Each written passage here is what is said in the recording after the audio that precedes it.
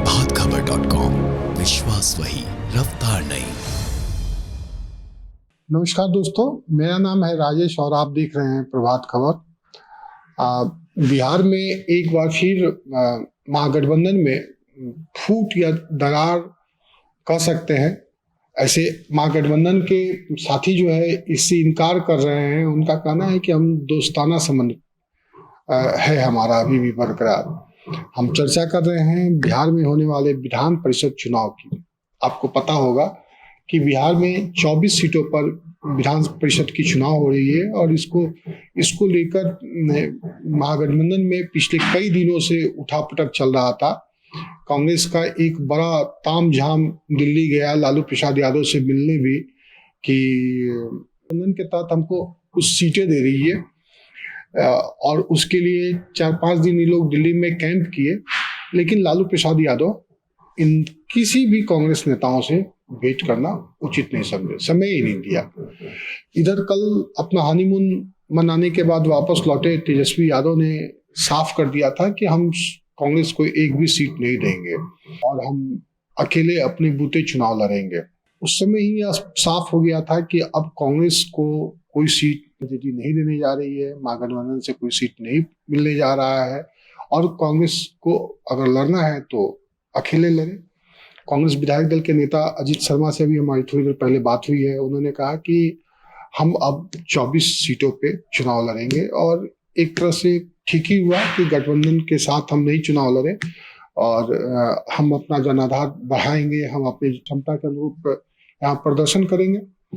एक बात और मैं यहाँ आपको बताऊं कि तेजस्वी यादव अब कांग्रेस के साथ चाह भी नहीं रहे हैं कि हमारा गठबंधन है।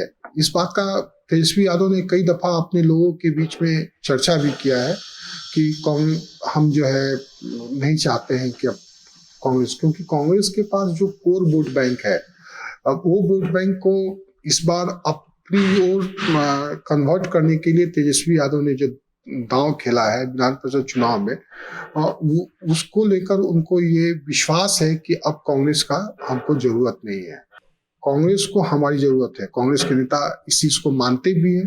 एक कांग्रेस के सीनियर नेता हैं, उन्होंने तो पार्टी के एक नेता को यहाँ तक कहा है कि आप लालू यादव के खिलाफ कुछ मत बोलिए, क्योंकि हम जीतते ही हैं उनके वोट बैंक से, हम उनके समीकरण से जीतते हैं, इसलिए आप लालू यादव पर अटैक कीजिए लेकिन संभल के, इतना ज्यादा मत कीजिए कि थोड़ा दिक्कत हो जाए, परेशानी हो जाए।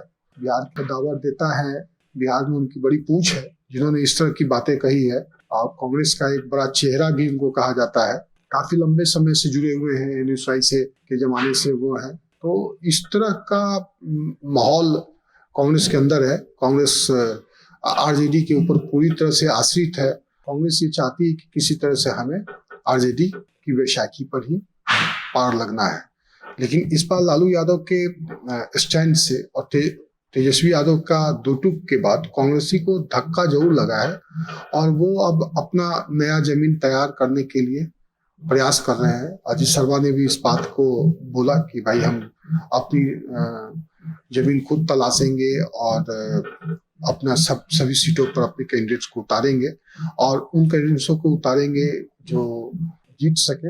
हम आपको एक चीज यहाँ और भी बताएं कि इसमें आम जनता वोटिंग नहीं करती है।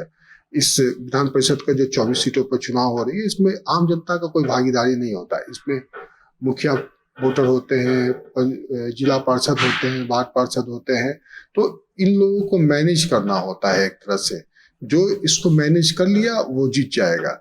पार्टी को भी इसमें बहुत ज्यादा अपना एफर्ट नहीं लगाना होता है, केवल पार्टी को वैसे कैंडिडेट को मैदान में उतारना होता है जो चुनाव को जीत जाए, मैनेज कर ले। जो मुखिया को मैनेज कर लिया, वार्ड पार्षद को, जिला पार्षद को मैनेज कर लिया, वो जीत जाएगा। तो उनकी ही बोली पर वो ज्यादा से ज्यादा उनको अपने ओर ओब्लाइज करें।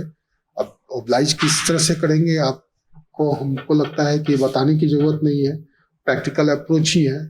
तो इस प्रैक्टिकल अप्रोच के साथ वो जितना चाहते हैं। तो इतना पक्का हो गया है कि अब कांग्रेस जो है बिहार में 24 सीटों पर विधान परिषद का चुनाव लड़ेगी। कल जो है वो बताए थे, कल आपने देखा भी होगा एनडीए के साथ बैठक हुई थी। एनडीए ने अपनी 2400 सीटों के नाम घोषणा कर दी थी कि कौन किस सीट से चुनाव लड़ेगा। जदयू और भाजपा के बीच में बंटवारा हुआ है सीटों का। एक सीट जो है रालोजपा को दिया गया है, जो पशुपति पारस उसके अध्यक्ष हैं। तो अब विधान परिषद चुनाव के लिए सारी चीजें तैयार हो गई है, जमीन तैयार हो गई है। अब इसका जल्दी ही परिणाम आएगा, देखा जाएगा किसकी बहुमत होती है, क्या कौन जीतता है, कौन हारता है। अभी जो वर्तमान स्थिति है उसमें सबसे ज्यादा सीट जो है भाजपा और जदयू के पास है। तो इसलिए अब देखिए किस तरह से होता है, कौन जीतता है, कौन हारता है। लेकिन ये स्पष्ट हो गया है कि कांग्रेस और आरजेडी के बीच विधान परिषद चुनाव को लेकर कोई गठबंधन नहीं है। इससे पहले विधानसभा उपचुनाव में भी कांग्रेस ने अपने कैंडिडेट उतारे थे और 2 सीटों पर जो चुनाव हुआ था आरजेडी के खिलाफ, एक बार फिर इस तरह का माहौल बना है। देखिए क्या होता है। प्रभात खबर .com, विश्वास वही, रफ्तार नहीं।